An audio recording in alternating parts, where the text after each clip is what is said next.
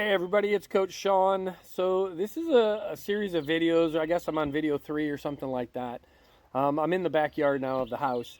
But these came about because a lot of folks have been asking, one, if we're okay, two, we so appreciate all the compliments, a lot of compliments in the last 2-3 months about how great we look. And if anything, I was a little embarrassed at first by it, but truly do appreciate all of the comments. And kind of this video is a little bit of encouragement for those that might looking for a similar journey.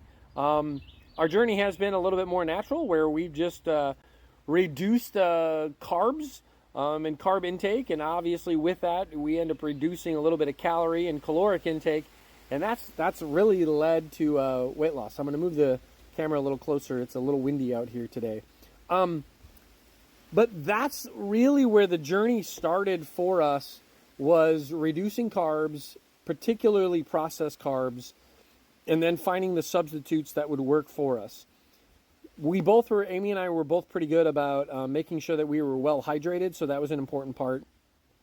But the next step in our journey was we were losing weight initially, and we started this in April, and then we took a trip to California, to Yosemite and Sequoia last May. And so we knew that we weren't going to stay strictly keto while we were on vacation, but we were better about it. One of the things that I missed the most when we started keto was tortilla chips, particularly at a Mexican restaurant, right? Give me warm homemade tortilla chips and some homemade salsa. I'm a happy man. While on the keto diet, as we began to adapt closer to keto, you're not supposed to eat a whole lot of tortilla chips. Needless to say, and then the second one that was an adjustment for us was we both enjoy our craft beer.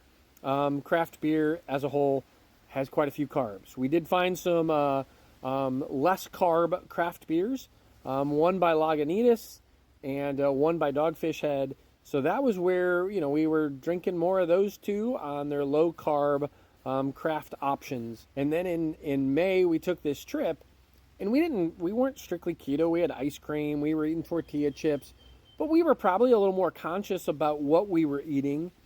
And glad to say that when we came back from the trip, we weren't way far off from before when we weighed.